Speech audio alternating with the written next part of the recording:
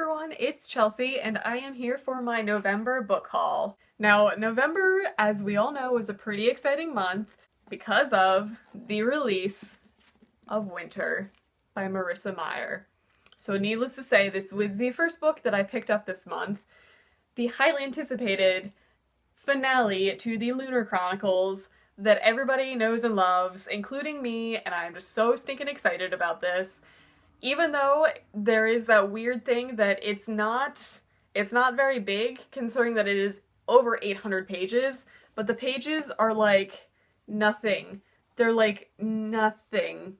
They're like Bible pages. It's super thin paper, but I'm just so excited to finally have this in my hands and read it and love it and caress it.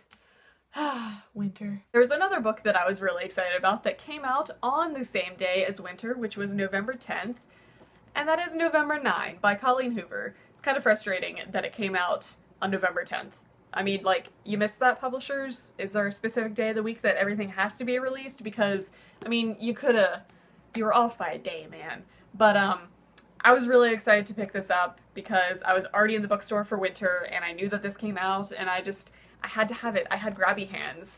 But I have already read this. It will be in my wrap-up that is super huge this month, so stay tuned for that.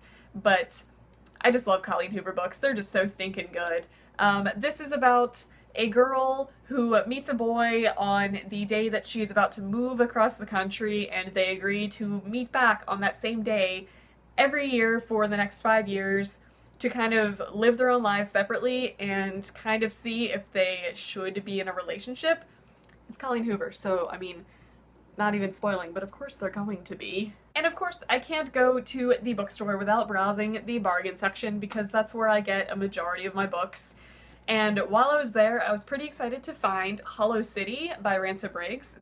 This is the second book in the Miss Peregrine's Home for Peculiar Children series. And I read the first one a while ago, really enjoyed it, and for some reason just never picked up the second one. I think I just didn't want to spend the money. And then this was on bargain for like $5, so I picked it up because it's hardback, so it'll match my first one, and I really wanted to read it, especially now that the third book just came out, so hopefully I'll get to this soon. The next book that I picked up this month is Challenger Deep by Neal Shusterman. Wow, this book makes me really tan, or really orange, look at that. I'm gonna act like I'm this tan all the time and just hold up a blue book all the time to mess with my white balance. But anyway, I love Neal Shusterman's writing. I loved his Unwind series, I love his Skinjacker series, and when I heard that he was coming out with this, I was extremely intrigued because it deals with mental illness and it sounds like a very real book. His books generally deal with a lot of science fiction and fantasy. I know that this book is based off of the mental illness that his son has, and he kind of feeds a lot from that to write this book. And it sounds heart-wrenching and really tough to read. And honestly, books like that are kind of intriguing to me sometimes, just because I don't always need the fluff that a lot of YA has. So this just sounded like a really good change of pace when I'm looking to cry. Just basically looking to cry is what this book is going to do for me. So I'm pretty excited to get to this. And again, while I was there, I went to the bargain section again because that's what I do. And conveniently, they had Ugly Love by Colleen Hoover. This is just, can you see a pattern that's happening? I've been wanting to pick this up. I already read it. I read it as an ebook when it came out and I loved it, but Colleen Hoover books are really good to just kind of fly through, so I kind of feel like I shouldn't spend the money because most of her books are like $16 and I can generally read them in a sitting, so I feel like it's not necessarily worth spending that for like 4 or 5 hours of reading. But this was on bargain for $3, so I mean, I can't help myself. And the last and final book that I picked up this month was also in the bargain section, which I am beyond excited about. I believe it was in the bargain section because 1, they came out with a paperback version, and 2, I think it's being made into a movie. I don't know if that's actually finalized or not, but I'm assuming if it is, they're probably going to come out with a movie cover, so they want to get the hardback off the shelves. So I picked up The Queen of the Tearling by Erica Johansson, and I am really excited to get this copy of it because the paperback's pretty, I like the paperback, but look at this book.